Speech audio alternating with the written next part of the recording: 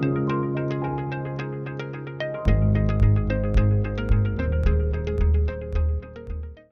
have Debbie Hall here from Mexico, and she will give her testimony today, what happened to her husband, how he lost his life for the Lord in a service. So Debbie, could you let me know a little bit? You came here from Mexico, right? Yes, we got here on Thursday, me and my daughter Kylie, and so we're really happy to be here. This is where I grew up, and we're happy to be here with our This friends is where you and grew up? family, yes. Wow. Until I was 18. So you lost your husband in a plane crash. 6 years ago, or almost 6 years ago in July, yes. So we are all very excited to hear your testimony today, what you will share, what happened to your husband, and what you went through. Yes, I'm super excited to share. The goal of this is to share my heart in it, and that we all have hope, because everybody's gone through something hard in their life, whether it's loss or grief or pain or betrayal, whatever it is.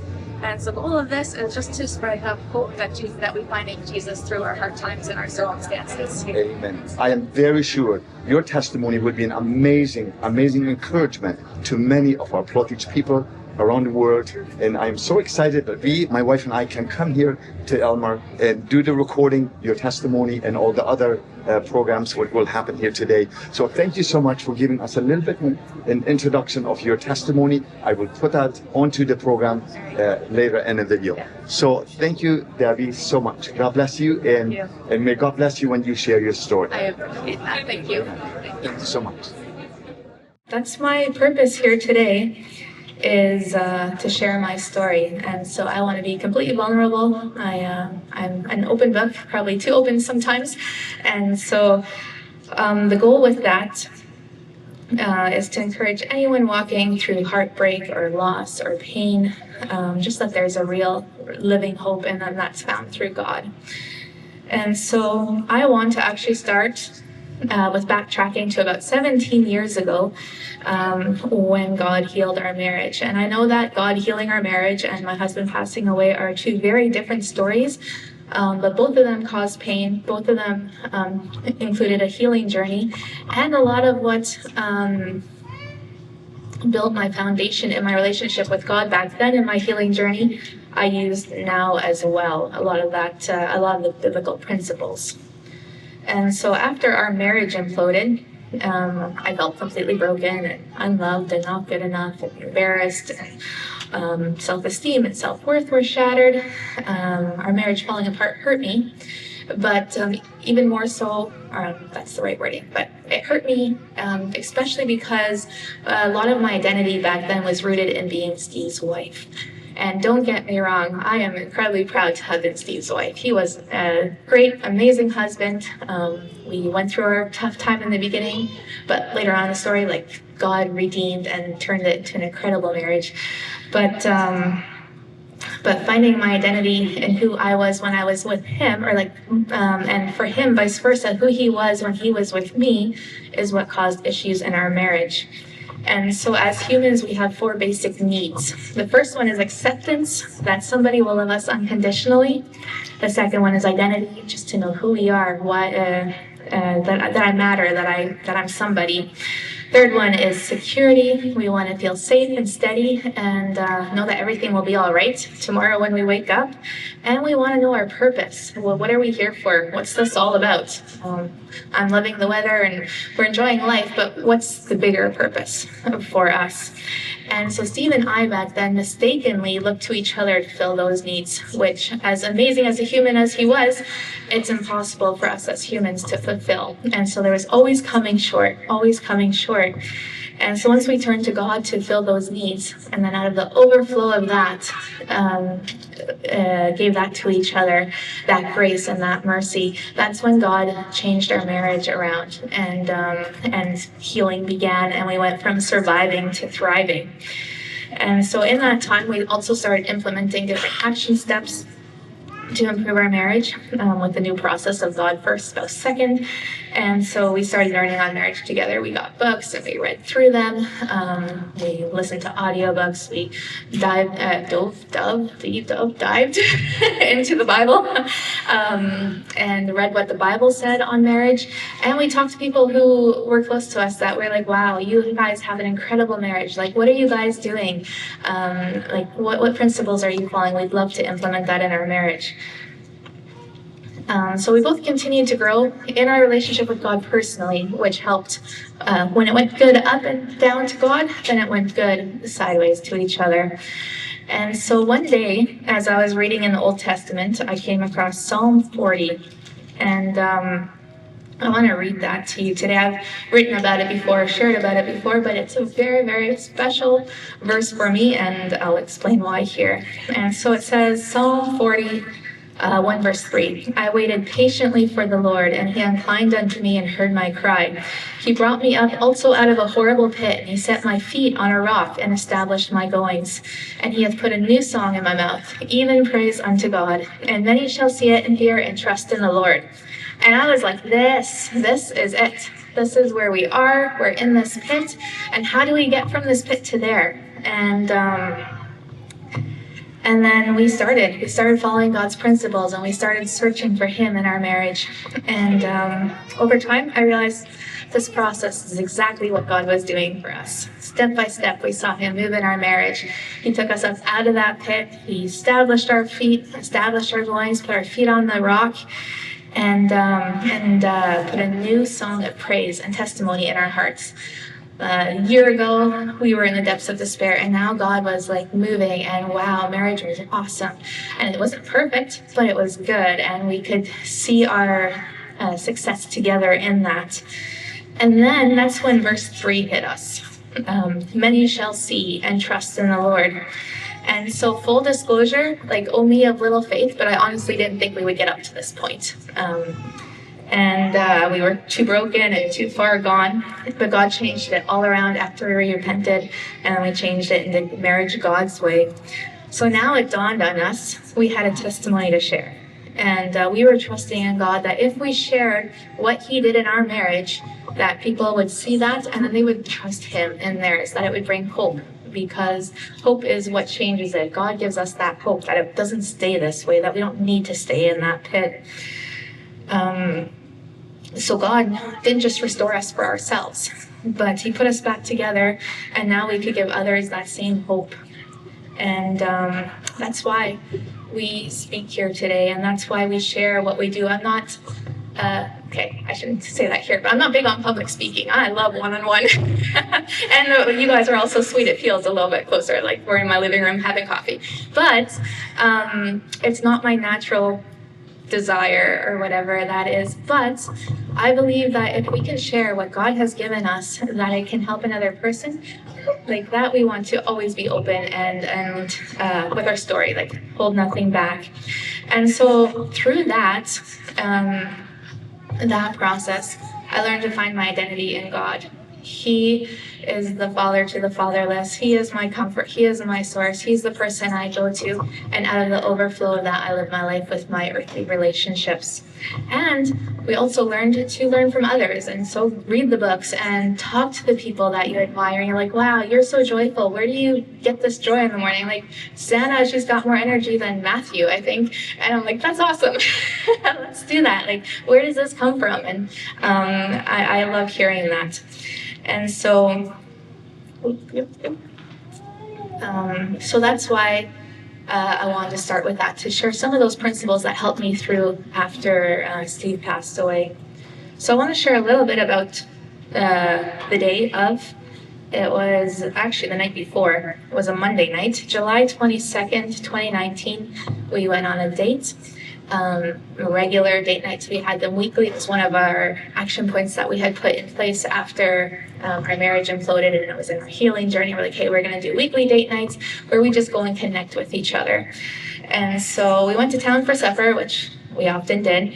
And this evening, though, Steve seemed like his heart seemed a little bit heavier than normal. He was more thoughtful, and And yeah, his heart was just heavier. We had some major electrical problems at church the day before, had to cancel a service, and so that was weighing on him, trying to figure out what we were going to do and how he could fix it before the next Sunday and be good stewards of the money so that it wouldn't cost too much. And then another thing weighing on him was that a friend and member of our church was going through a hard time mentally and emotionally. He had been working through some of that situation with him. Aside from that, he also shared how he felt us as people in general were just not willing to rise up and sacrifice what was needed to do the right thing. Like we were just too comfortable, and we just liked our comfort zone so much, and we didn't want to stretch that elastic band and be uncomfortable. And he was talking about, like in the movies, like Gladiator and Saving Private Ryan and Remember the Titans, these guys, they stood up for what was right, and no matter the cost and no matter the sacrifice. And these guys were heroes. And he said, he just reminded me, like, we want to live lives that aren't ordinary. Like, we're not called to be ordinary. We're called to be extraordinary as children of God. And we're called to be a light. We're called to be different. We're called to set the standard higher in every area, and in marriage and family and how we live our life, our morals and values. And so we just talked about that, how we were going to do that exactly in our lives. Like he wanted to be a better spouse and dad and friend and servant leader in the ministry. And so my disclaimer is, not all of our date nights were this heavy. Like we really enjoyed our date nights, and we had fun, and they were romantic and all the good things. But most often we went for supper, and then we would chat, and afterwards we would grab our chai tea, which I don't know if y'all are coffee drinkers here with Tim Hortons, but we were tea drinkers. We grab our chai tea and go up the Mirador or around the park, and we walk, and that's where we would share our hearts a bit more. But anyways, this time we didn't quite get to that point. At supper time, we hadn't quite finished eating. He received another call exactly about that situation I mentioned earlier with his buddy that was going through an emotional time. And he was struggling with his mental health in Durango, which is, a 12-hour drive from us. And so we left the restaurant, we headed home early because by that time Steve was on call after call about the situation, and he was asked to go along with Duke Lead to help out there.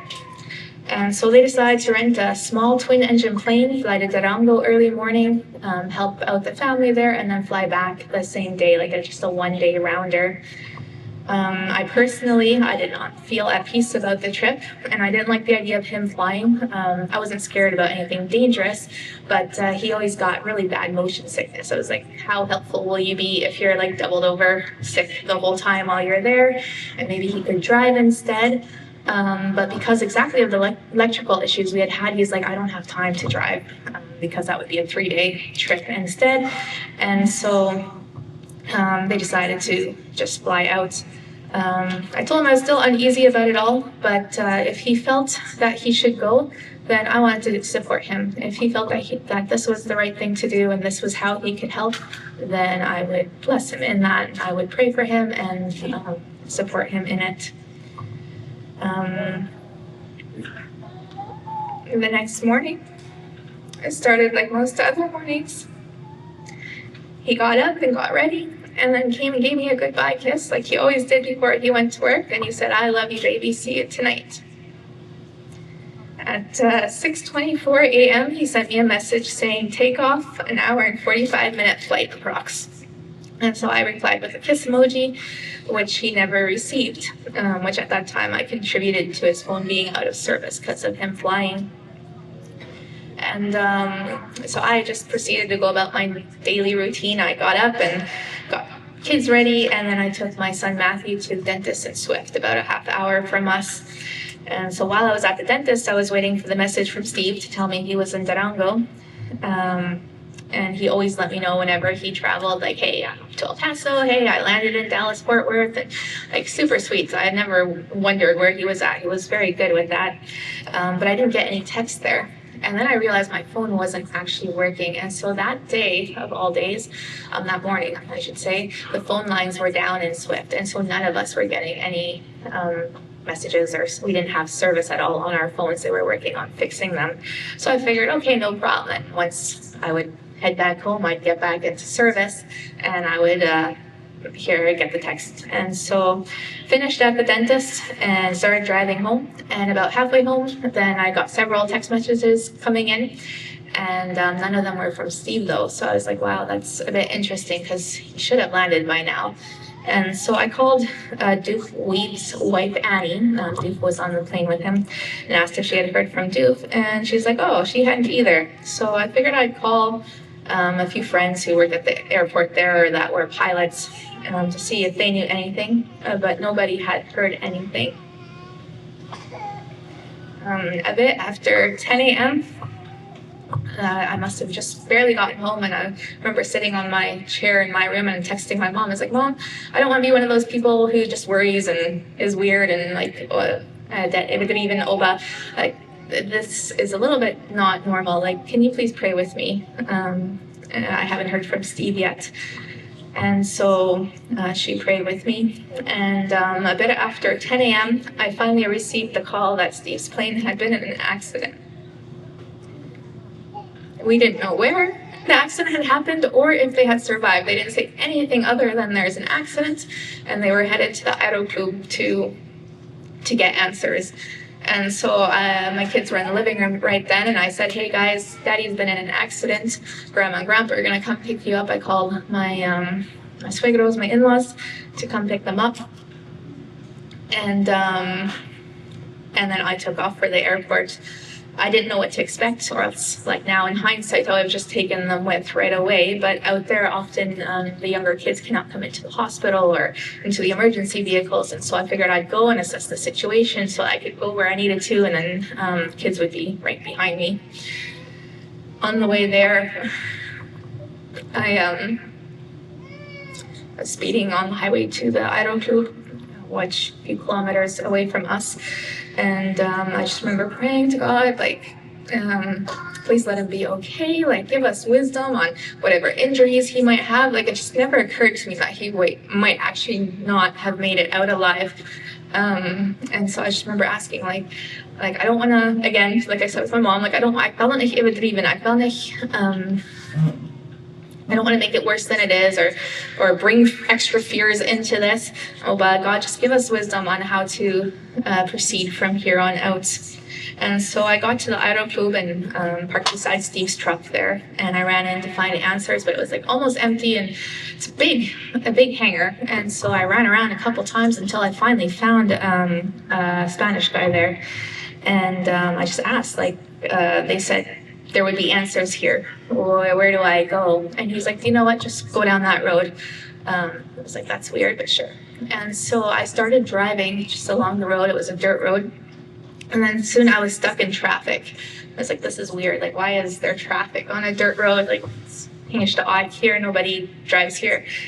And then I realized, okay, so this is from the accident. And so I got stuck in traffic, and I just parked my van there in the middle of the traffic. And by traffic, it's a dirt road, right? Like, it's two-way.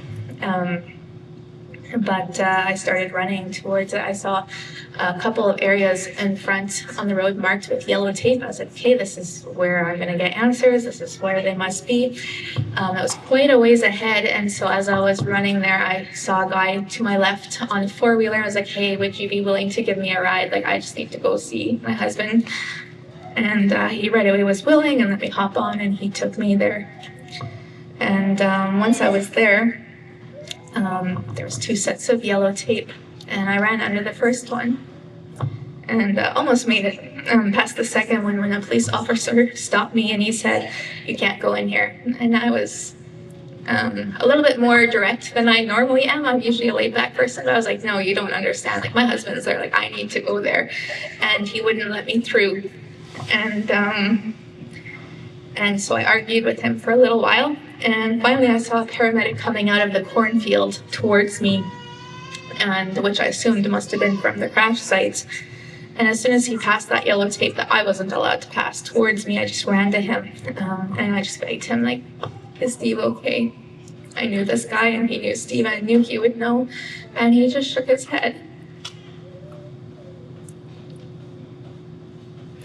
And told me no, as I collapsed to the ground sobbing. And so I'm not sure if you've ever felt like your whole world has collapsed.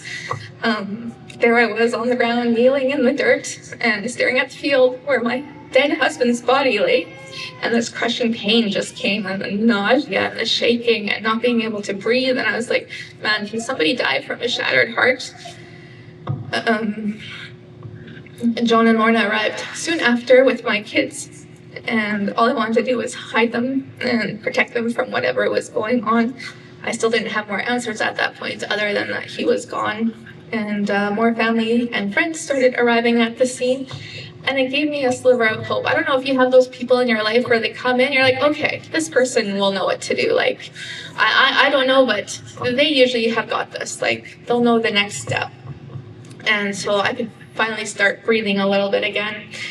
And their presence reminded me that we weren't alone in this. And God uses his people to carry one another.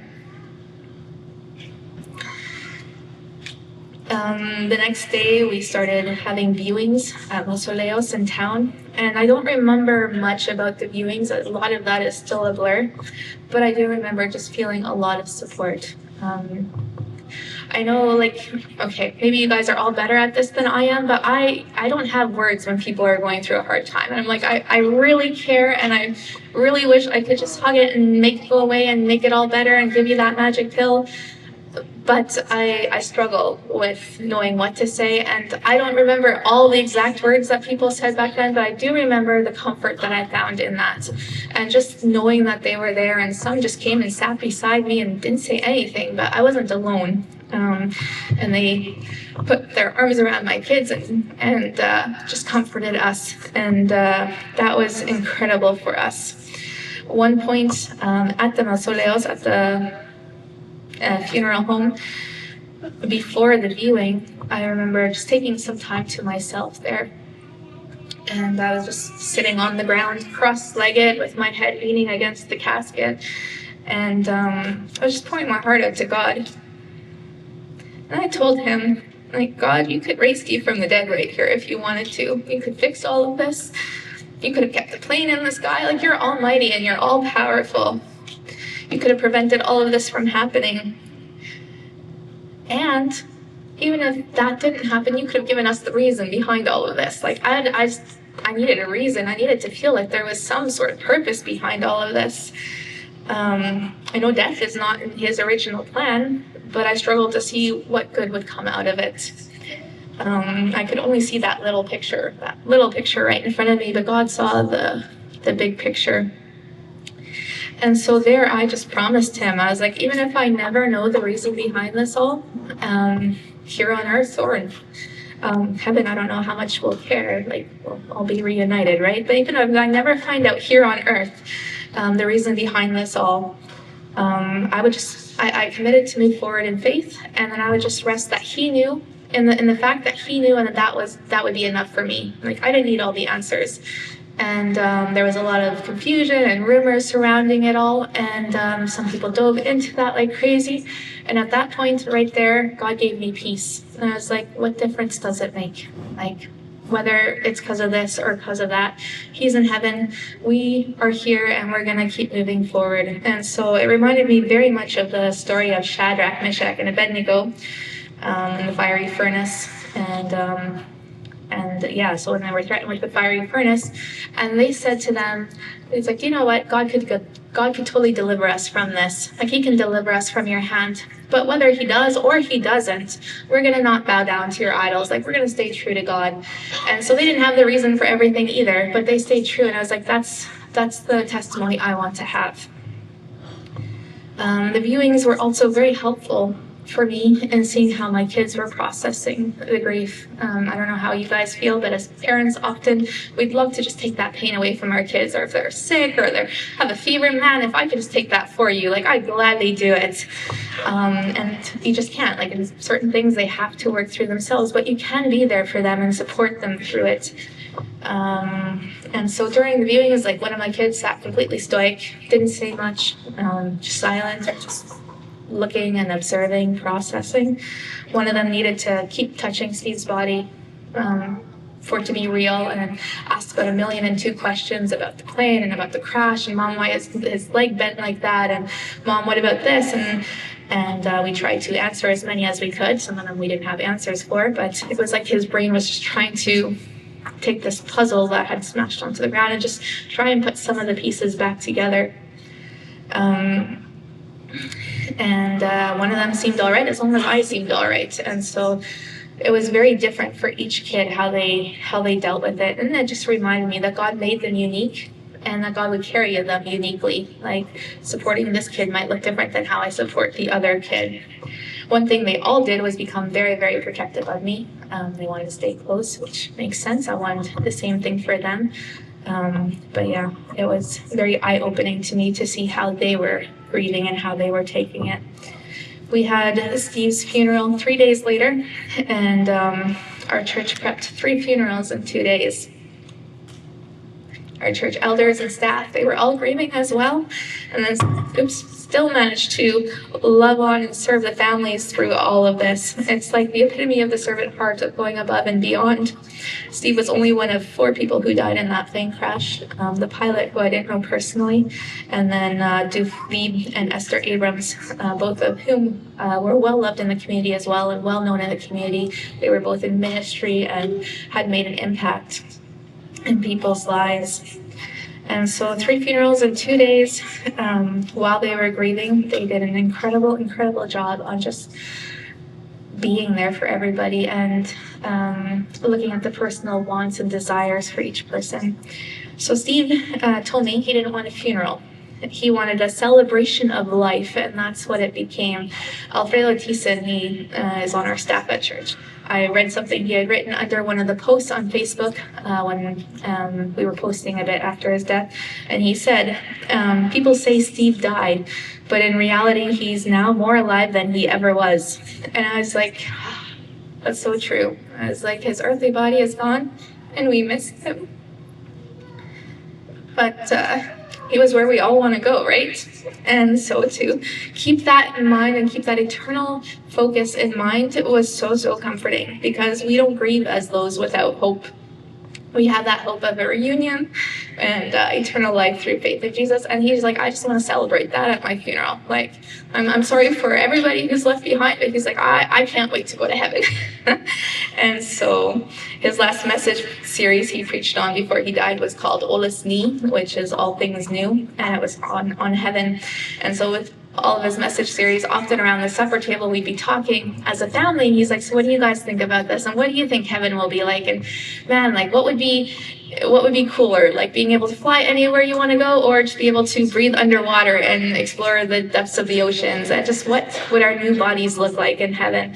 And it was very special for us to see that and the excitement that he got about it. And so his eyes would light up, and I don't know if you know Steve, but like if he smiled, like the whole room brightened up. He had a big smile. And so it was very exciting. And the excitement in his eyes was really motivating. And so anyways, with that, in the funeral service, we ended up having a beautiful service, a wonderful tribute to him and his passion for worship through music. And and so one thing, let me think about that a bit. The first year was rough, obviously, but it feels like you're a little bit in an alternate reality.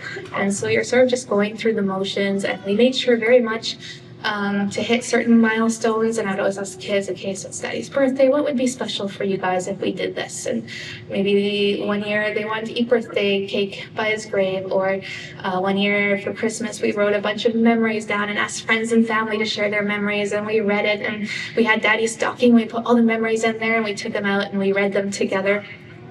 The second year, I read about it, but I didn't believe it. They said the second year was often harder than the first, and I was like, well, that doesn't make sense. I was like, by then you should have a routine and things should be figured out a bit more. And in so many ways it was. Like, the first year there was a lot of figuring out and figuring out the new routine and how are we going to do this and how are we going to move forward and how are we going to provide for the family and all these things. But the second year, it hit like a load of bricks, and I was like, wow, we made it through the first year. Now what? Like, here it just keeps going. Like, we're just going to keep having these things happen and these milestones without them. And so one thing that helped us very, very much in that time was our support system. I relied on them heavily, and because I was now living a life created for two, but I was only one person. And so I struggled every morning when I woke up, knowing I would fail to do my to-do lists for that day. There was no way I could be everything I needed to be as a mama and everything I needed to be as a provider while taking care of myself and everything in between. And I just woke up, I was like, I have failed before I've even started. Like, this is impossible. God, I give up. Like, I just don't even know what to do.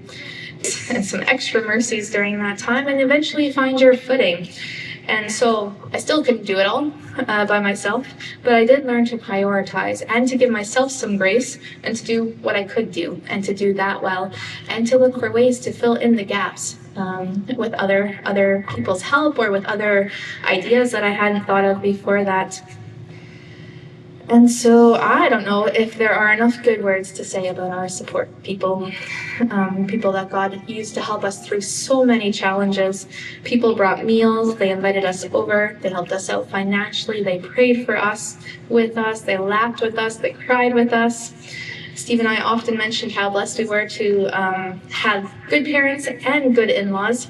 I know not everybody can say that, and so we were just loved by our family, and they helped us so much with the kiddos, with meals, with house and vehicle repairs, with household chores, standing behind us in prayer. I'm not usually a prideful person, but once you become a helpee, when you're used to being a helper, there's a few things where I'm like, nope, I will not ask for help. I will not ask for help. I will Google this and I will YouTube it. And there's an incredible YouTube channel that a guy created that his dad passed away, and so he's like, I'm going to create this YouTube channel. I'm just going to say basic things. This is how you change oil. This is how you change tire. This is how you repair a faucet. And so I'm like, searching through his YouTube photo. How do I fix this fixture? Because I was like, I don't know. Like, electricity scares me. And so I always tried myself. And often I got to figure it out yet, and I was like, okay, we got this. And I've learned lots of new things. But every once in a while, I was like, it just doesn't work. And so I ended up asking for help. And my in-laws and my parents, when they were around, were always there to help. Our church family was also incredible right from the get-go. Pastor Jacob and Christy, the elders, the staff, our church friends, the deacons helped me with all the paperwork. They switched vehicle ownerships over, insurances, and dealt with all the legalities of the accident and reports and all of that. And I just felt so very protected and taken care of. Like, there's so much grief that your brain doesn't want to function as normal, and all of these to-do lists felt overwhelming. And these guys just swooped in and they made it easy. Sign here, do that, da-da-da-da-da. And I was like, oh, okay, this works, wow. And that just took a whole lot of stress off of the load. Pastor Jacob gave me a job working in our church, doing the things that I'm passionate about, helping with our Sunday morning church services, planning events, and mentoring other young ladies, a lot of the things that I was doing before that as well. And so I just continue doing that now as a paid position. And so Steve was a phenomenal provider. He was go-getter, he was driven, and I lived under that blessing for many, many years. I absolutely loved being a stay-at-home mom and being able to have that privilege, homeschool my kids, and serve in the ministry. And so the church taking me in this capacity and with this job, it helped me to provide for my family, and it still gave me the flexibility in my schedule to be a mom where I could take them for dentist appointments and take off when I needed to for them.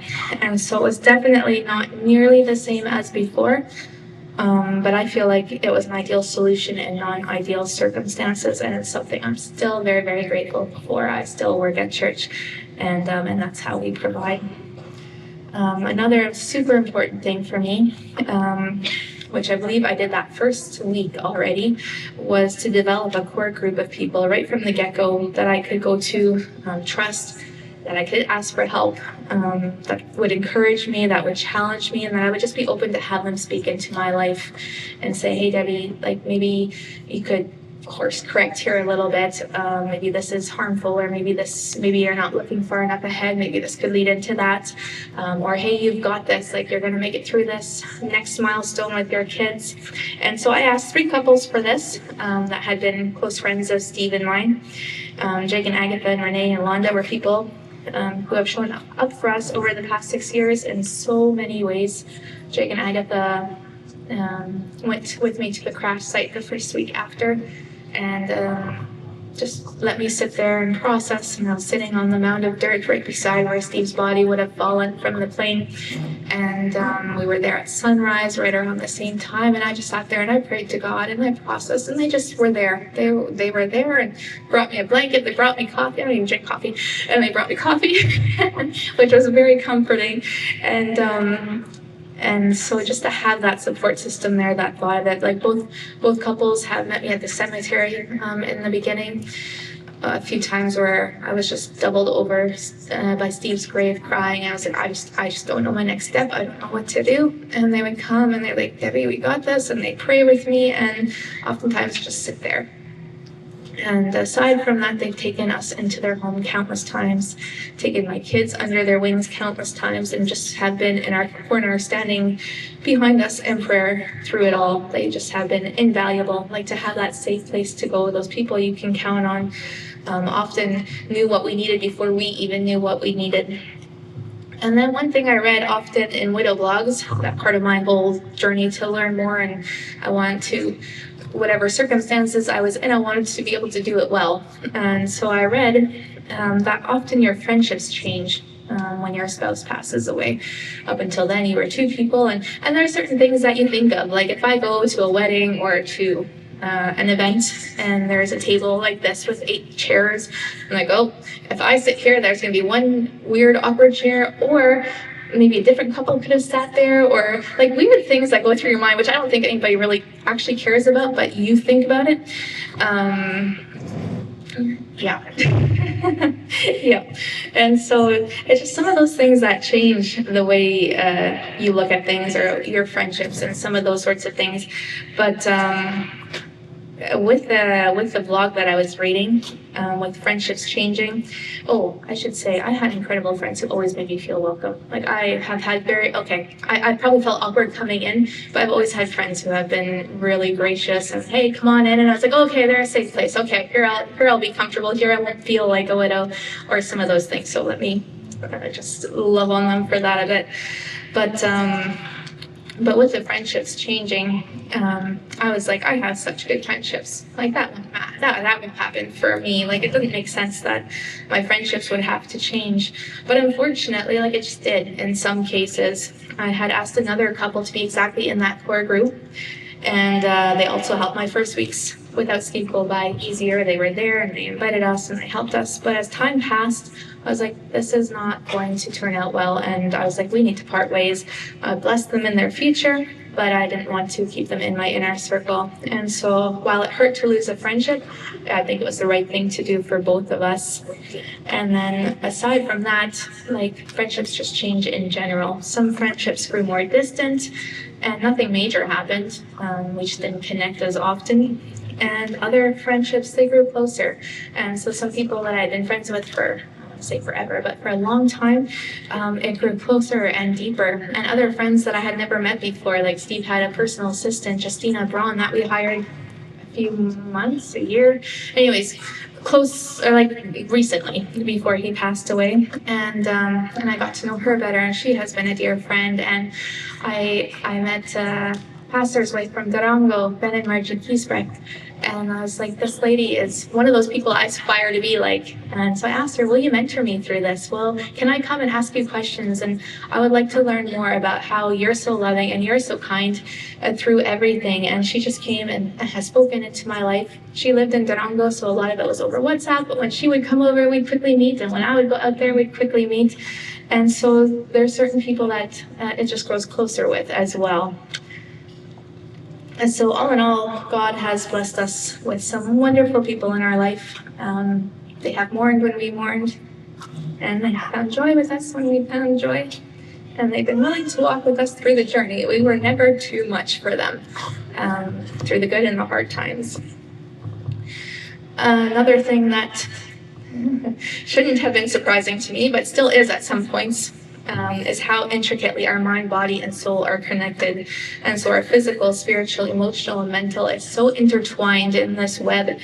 And the day of the crash, my right hand started shaking, like just a little shake. And man, it lasted for a good 6 months, I think, straight through. And it made no sense to me, like, why are you doing this? Like, the rest of me seems to be working, and it just would not stop. And over time, it stopped shaking. But every once in a while, like to this day, if I get nervous or sad or tired or overwhelmed, all of a sudden I'll start to notice my hands start to shake. It's like, that's so weird. I've never had that before.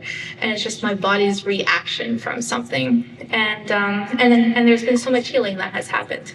And so there's still some of those nuances that are interesting when there's triggers that take place. And so I made the decision right when it happened that that date every year would not have to be a bad date. Like, I'm not gonna, on July 23rd, hide under my blanket every year and be like, man, this day sucks, I can't. Nope, I just will ignore it. I was like, no, this is another day. Like, let's live this day out and make the best of it. But also be realistic to the fact that our body still knows what our heart and our mind and our soul has gone through. And so those are certain days where triggers pop up more, and I need to be more sensitive to that for myself, but also for my kids. They had certain things that happened for them, like I had my hand shaking, they had different things, and I would start seeing it or noticing, and I was like, all right, okay, we're getting close. And so it just was a reminder, let's be a little bit more graceful and a little bit more sensitive, and just to make sure that we were there for them, and just remind them, hey, if you need anything, I'm here, or would you like to go out for coffee, and that sort of thing. Just bring little extra moments of joy into those times. Nothing crazy, but just things designed to help you relax or soothe your nervous system. Panic attacks also became commonplace, especially when triggers occurred. I had never experienced one before, and thankfully didn't have them very often, but 2 of my kids had them quite frequently for a while, and one of them experienced them most often at night. And so again, the differences in the kids, 2 of them never had them, one of them had them at night. And so for the first while, I had all of my kids sleeping in my room, and one of them would just all of a sudden sit up screaming, and I'd sit up screaming. That's how I woke up. And it scared me half to death half the time. And then just he would go full on into panic attack mode. Like, he would lie there shaking and sobbing and gasping for air and just moaning. And the first several times I was like, what's going on? And how do I deal with this? Like, is he dying? Is he going to make it? Is like, what kind of attack is this? Like, what's going on? And we eventually found our groove, thankfully. And so often I would just go lay beside him, and I would cover him with my arms, not tight, just enough to show support. And I would just lay there, and I would coach him to breathe. Okay, now breathe in, now breathe out. And we had a song that we played on repeat, Another in the Fire. I don't know if you're familiar with it, but exactly about the guy's story in the fiery furnace, and how there was another person in there, that they weren't alone. They didn't have to go through this on their own. And it was such a good reminder for me in that time, like, we're not in this alone. It felt very alone at night when your kid is going through this. But God was there, and so I'd coach him to breathe, and we'd have this song on repeat, and I'd be praying with him, and the worship songs and the prayers would help him to shift his focus and to work through the panic attacks. And so the first few times that happened, I was an emotional wreck afterwards. Like, he went back to bed, and I could hear him every once in a while do the little thing after he'd cry, and I just laid there and cried. I was like, God, whoa, is this our new norm? Like, I didn't sign up for this. I don't know how to do this. Like, I need your help, and I need your leading in this. I want to be a mom there for my kids that will support them, that will help them through this. I told them often, like, this is a circumstance, and we can choose whether this will break us or if this will make us stronger. And so that doesn't take away the hurt and the pain of it all, the reality of it all, but it's still up to us to choose. So if these things happen, how are we going to work through this? And how are we going to come out stronger? And so that was often my prayer at night. And with God's leading, we figured out this routine, and he brought some people into my life and like, hey, try this treatment. And I did, and I'm not kidding you. That week, it stopped. Like, he was having them weekly, and that week it stopped, and it got more and more sporadic, and it's almost completely eradicated from his life. Every once in a while, if there's a date or a certain trigger, it will pop up. But yeah, like the way God led in that has helped so many times. Another kid experienced them as well, and they dealt with them completely different. Like when it happened for her, she didn't want me around, and she's like, I need to work through this. I don't want people around me. And I'd often only find out afterwards, or her mentor would help her through it sometimes. And so again, very much the differences in the kids. People who have experienced trauma, eating, sleeping, and health all fluctuate with the grief as well. And so some days the kids ate, but more often not, like cooking wasn't as much fun because you cook them a meal and they're like, oh, they toy around with it, and it became leftovers, and it became leftovers again, and it became leftovers again. Until, about recently, I have two very much teenage boys who work hard, and so it is just a joy in my life to see them go grab their thirds when they eat now. It took me about 2 years to be able to sleep after it, and just not to sleep, but to sleep more than 3 to 5 hours per night after it. And I remember once or twice in those 2 years where it was actually fear-based, where I was like, I'm scared. And I didn't know why. I just felt so scared. There was nothing out of the ordinary that had happened. I remember calling my dad in the middle of the night. I was like, I just don't know what to do. Should I leave? Should I get the kids? And I remember being similar to a panic attack, but like, what I do? And he would pray with me, and he would talk me down, and it would go over. And so that only happened once or twice. All the other nights, it was so totally peaceful, and it was unfortunate that I couldn't sleep. I like sleeping. We all want to feel well rested, but in that time when I just couldn't sleep, God was there, and I spent so much time with him processing and talking it out. What are we going to do with this? And maybe this kid is hurting here. What do you think the next steps would be? And just thanking him for leading and for guiding. And it was a lot of good time just growing in my relationship with God. And after a while, the sleep started coming more and more regularly again. It also obviously played a large role in our health. And so exactly with that mind, body, soul connection, grief in the heart, and mentally and emotionally and spiritually, it affected everybody physically as well. Like with weird things, like usually, your kids, and like they have their normal stomach aches or their normal things that you go and help them out with, and then it's fine. And now new things kept popping up. I was like, whoa, wasn't expecting this. And just got sick easier, weight fluctuated up and then down and then up and then down, and immune system was shot, and some of those things more tired, drained easier, more sensitive, and it often became a vicious cycle in the beginning, so not getting enough sleep, not eating, and then getting tired. And so for a couple of the kids, it brought on depression and suicidal thoughts, and to work through that, when you are working through your own grief, and like I said before, I have felt so ill-equipped to help other people. I'm like, what will be comforting and what will help them? And to now be that person for your closest people, I have spent many nights with God and talking, and like lead us and guide us and help them through this, and bring people into our lives that can help them through this if it's not all supposed to be through mom and all of these things. And every single time God has come through. Every single time. And so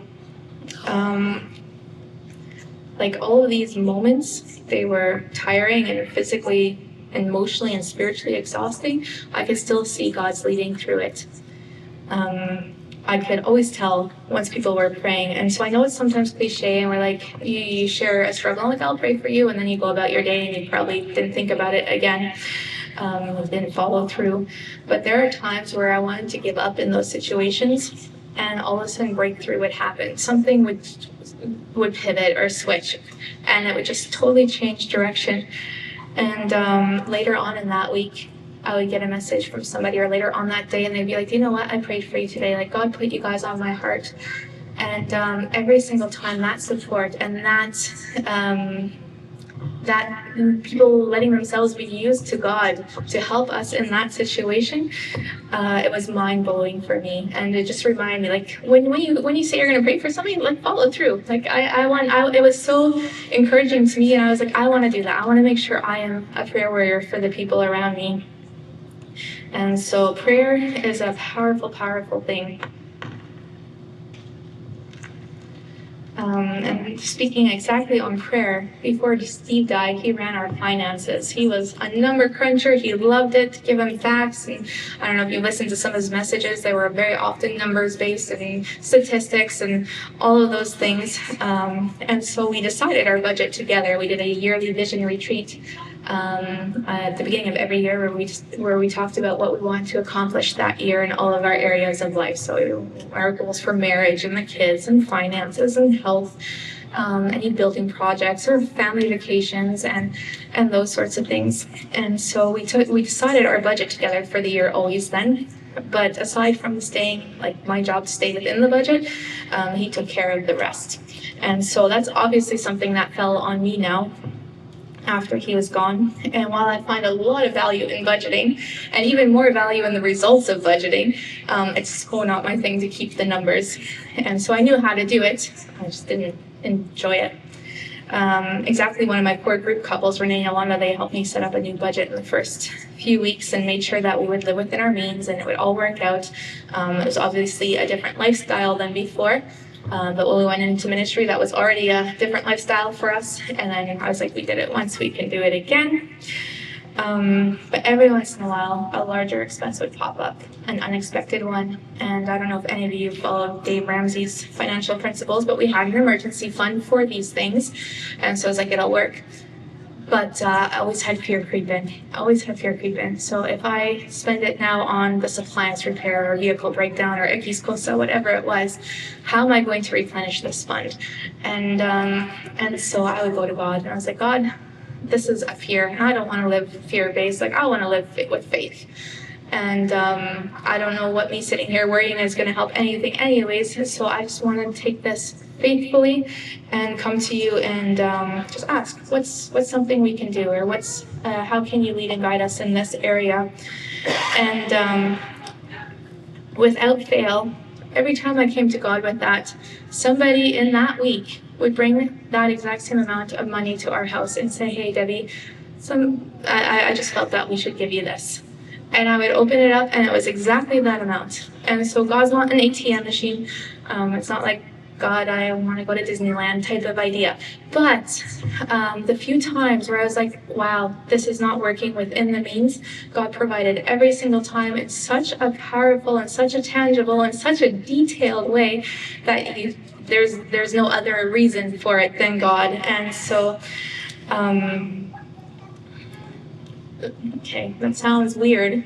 It sounds weird that we say we pray in faith and then he does it and we're like, wow. Like, we didn't expect that, because the whole point of praying is we expect it. But every single time I was like, God, you had the answer. And whether it was financially or spiritually or whatever it was, physically or whatever the prayer was, and God just stepped in. It was just such a wow moment. And so God said in Psalm 68 that he's the father to the fatherless and protector of the widows. And before I became a widow, like, God answered our prayers in amazing ways as well, where I was just like, God, I didn't even think I had prayed this, and you still came through in some of these areas where I was like, wow, that's incredible. But with Steve, I felt so safe and so secure. He was such a good provider. I felt well protected. I felt loved. I never worried that we wouldn't be okay. I was like, Steve's got this. Like, we had God and I had Steve.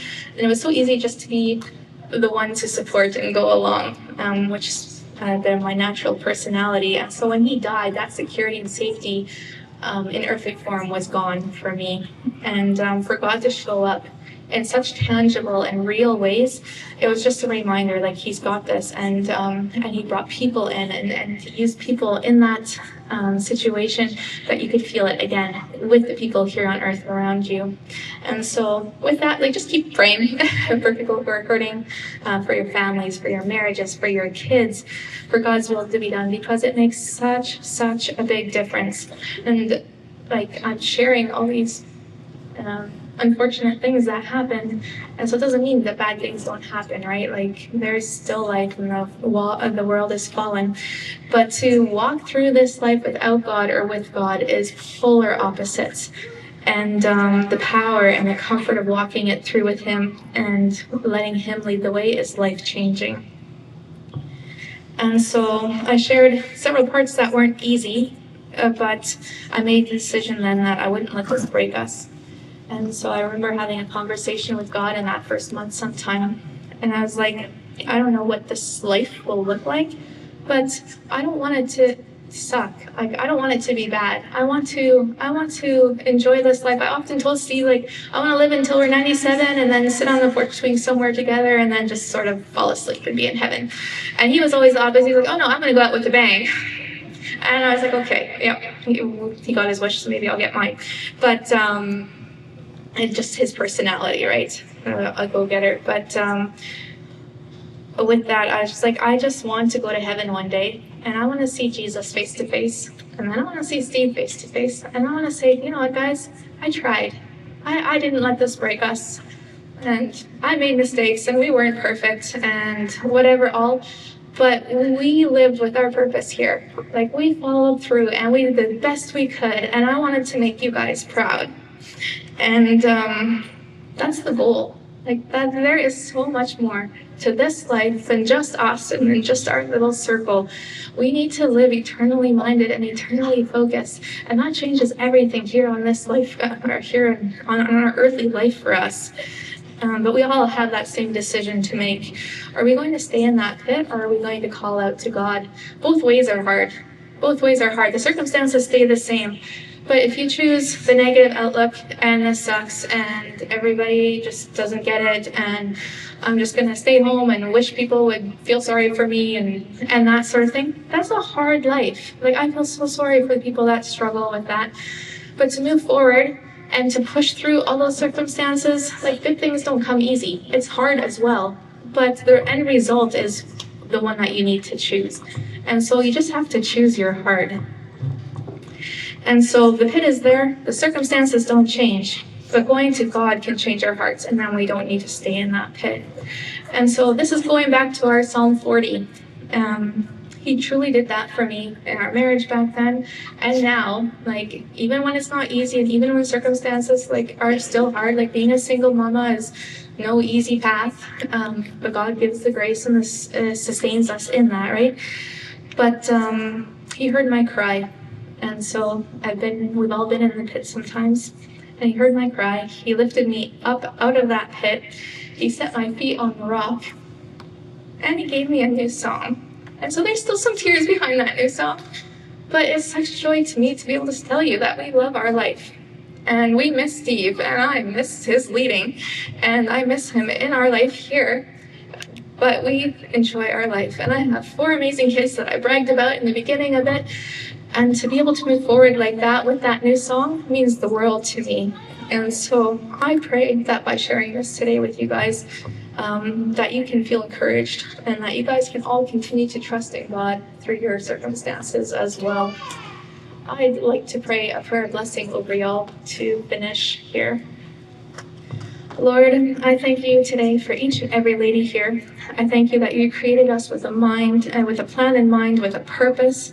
I thank you, God, for being our strong tower and our source of comfort and our source of strength. And I pray for every lady here that is going through something painful, that you will restore their hearts, and that you will redeem every single broken piece for your glory. I pray the oil of joy will replace mourning. I pray that laughter will replace heaviness. And I pray most of all that faith will replace fear. God, you bring beauty from ashes, and I thank you that we have that hope. that our life doesn't need to be stuck in this pit. I thank you for creating that firm foundation and for giving us new songs in our hearts of praise. We praise you, Lord, in all circumstances for what you've done, for what you're doing, and what you continue to do. Thank you, Father. In Jesus' name, amen.